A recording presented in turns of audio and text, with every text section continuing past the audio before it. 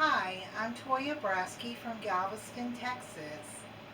I always like to come to you and tell you stories about what I believe and what I notice when I'm doing spirit work. Okay, some of the things that spirits say to me when I'm doing EVPs are very odd things. So one time I was doing an EVP and a spirit said to me, "You know there is no gender in the spirit world." And I couldn't figure out why they would say that to me. So I had to think about it, and I had to say, you know what? I know the reason that they said that. Because we are all spirits walking around in an avatar body. But in the spirit world, there is no body, so there is no gender. So I don't know if you know that when you are looking at anybody that you meet, you are speaking to a spirit. That avatar flesh is just something that is going to live and die in this lifetime, but that spirit will live forever. That spirit will come back as a male and as a female and may even come back as animals. And there's so many times that immediately when I meet someone, I already feel their spirit. Just as a psychic, when I meet someone who is gay, I can already feel their spirit energy. And I feel many, many times when I am meeting them that their soul was simply born on this earth and came into a body, but they still feel like the person they were in the last lifetime. Or perhaps that person still feels like they were male or female. So when they come into this lifetime, they meet a spirit soul that was in their other lifetime. And it doesn't matter if that soul is male or female, they still fall in love with that soul and they still want that person again. So it's very hard for me to pass judgment on um, someone who is gay because to me there is nothing different about them. Nothing. They are good people. Most of them are professional people. I have veterinarians on my page who have same-sex partners. I have doctors who have pet sit for who are same-sex. I have a cousin who is very beautiful. Her and her wife are very feminine and very beautiful and married each other. And I think about them all the time and I think, I don't understand because I've never had feelings towards the same sex, but I do feel for them because I know that all of us are a soul or a spirit, and this flesh and blood is just an avatar. Now, as far as being transgender, if you are over the age of 21 years old, then if you feel that you are in the wrong body, then I support you 100%. If you feel like you would be happier being something else, I cannot judge you if you want to change your body. The only time that I get very upset is when I hear that children are going through hormonal change or surgeries and that someone allows that because either they were pressured by doctors, by society, by the wrong upbringing. And you've got to know if insurance companies charge you more money for anyone who is under the age of 21, the reason for that is because the human brain does not fully mature until the age of 25. So I cannot believe that anyone would let a child make such a important decision in their life. And an example of that is look at Shiloh Pitt. Shiloh is the daughter of Angelina Jolie and Brad Pitt. Now, Shiloh went through a period where she wanted to be a boy.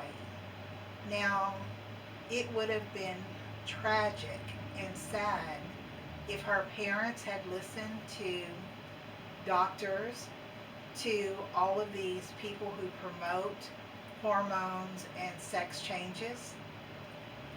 And eventually, Shiloh grew out of that stage, and now she's a beautiful young lady. And I just cannot accept going after children who are going through stages in their life who should not make that decision until they are older than 21. So you will never get my support on sex changes or hormonal changes for children. Now I know that they are still spirits and they are still souls, but they also have a human brain that is changing, that is also susceptible to society's suggestions.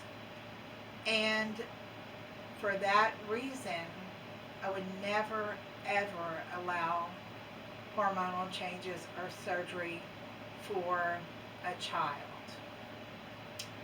Um, I there was a point in my life, and I stutter when I say that, because there was a point in my life when I didn't even believe in being transgender. And I was working in the hospital, and I was working in the prison side of the hospital, and I had an inmate that was transgender. He was a man, but he believed that he was a woman. So as he was dying in his last stages, there were very few people that paid attention to him. In fact, him or her laid in the bed alone every day, and it was my job just to go every 15 minutes to see if he was still breathing, he or she.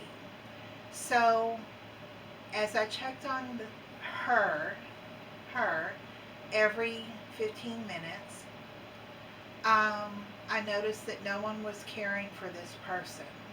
And it made my heart really sad to see someone in their last stages of death dying and suffering like that. In fact, one day I had almost just tore up the whole nursing station because I came in and someone had set a plate of spaghetti on this person's chest, and the spaghetti had spilled all in the bed, and that patient had been lying in the spaghetti for probably hours, and no one checked on her. So I went in the room and I cleaned it up myself. Now this particular patient was dying of AIDS, and their entire mouth was completely scabbed over and bloody, and she was asking me for a drink of water. Now, nobody, not in the nurse's station, none of the nurse's aides would come in the room and help this person. So something inside of me felt this empathy for this transgender person who was alone. So I went in the room myself.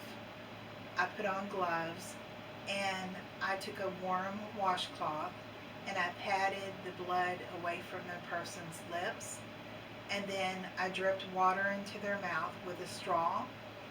And I remember this transgender person whispering, "Thank you," like "thank you," and the way that this person looked at me with her eyes, for the first time in my life, I saw a spirit, not a body, not a transgender person, just that I was dealing with a spirit.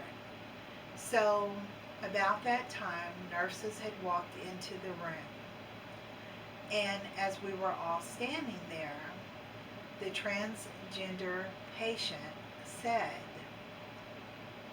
"Let me die because I'm coming back."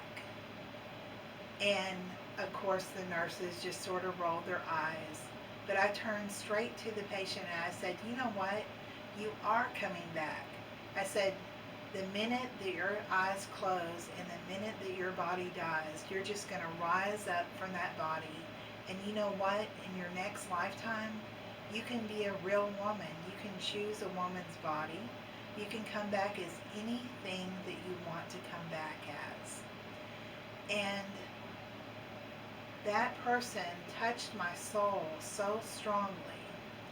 And I remember that it was my job to continue to go check on the person every 15 minutes to look through the glass to see that they were breathing.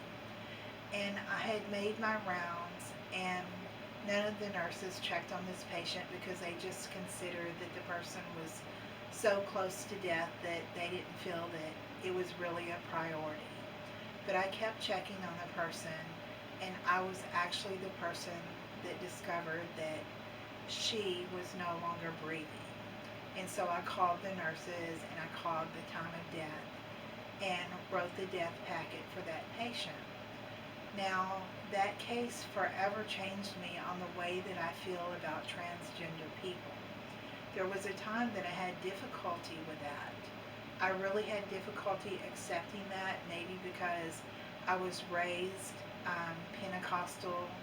I was raised believing in the Bible, which I no longer do believe that the Bible is the Word of God. I believe that it is just copied text, that it has a lot of good things in it, but I don't believe it's actually the Word of God. And because I do spirit work, this has changed me so much, because I realize there is a verse in the Bible that says, in the twinkling of an eye you shall be changed. We do not die, we shall sleep. So I believe that that verse is talking about, in the twinkling of an eye you shall be changed. I believe what it means is exactly what I've told you. As soon as the avatar body dies, within a second of your body dying, your spirit just rises out of your body and you change. You just change form, you just change energy. So you never really die.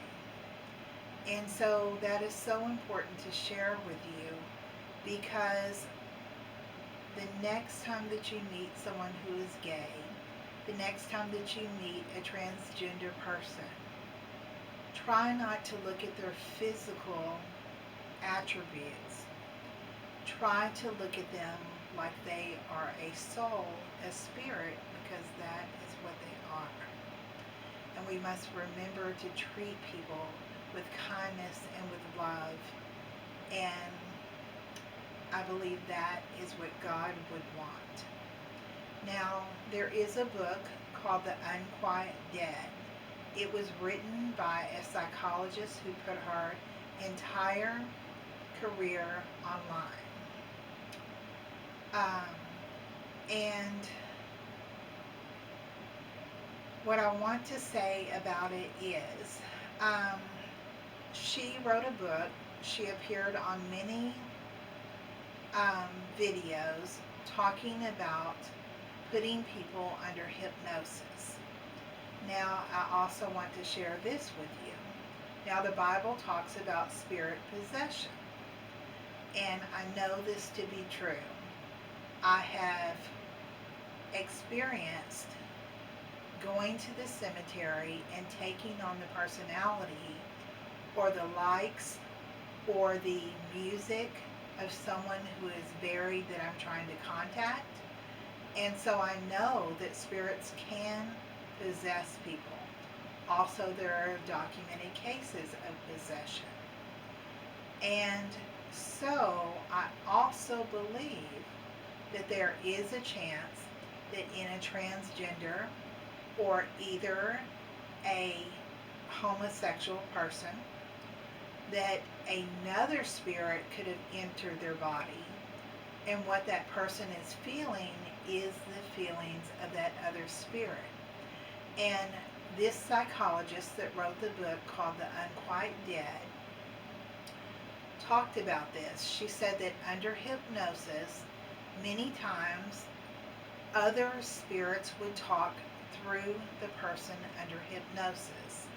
And it may be a spirit that was of the opposite sex. It could be a spirit that was of a different nationality. But she said that many times some people had multiple spirits that spoke through them. And some people even had their grandparents or a family member that died that possessed their body and spoke through them. It's a very interesting book. You should read it. I think the author's name is Edith Fiore. So it's The Unquiet Dead by Edith Fiore. F-O-I-R-E. So, or F-I-O-R-E, something like that. But anyway, she was a psychologist. And so I like to read interesting stories about that. And there's many medical doctors now. I mean, there are so many medical doctors that are writing books about life after death. There's so many really well-known doctors that are doing that. Just take, for instance, the neurosurgeon that ended up with meningitis, and then he said that he never believed in life after death. He thought that that was all, just some kind of, just fake belief, that it was pseudoscience. And after he went into the coma, his spirit traveled, and he said that now he 100% believes in the spirit world. There's also a orthopedic surgeon, a female that drowned on a canoeing trip or a kayaking trip. And she talks about how she drowned and she was pinned under the water, and the second that she died, that she was more alive than she ever was.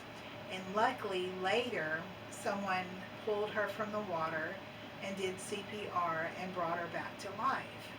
So I heavily believe in us being spirits in an avatar body, and I also believe in spirit possession. And I hope to share more of that work with you. And I just wanted to give you that message today. I know it will affect someone on my page. So have a good evening. Thank you very much for listening to me. Bye.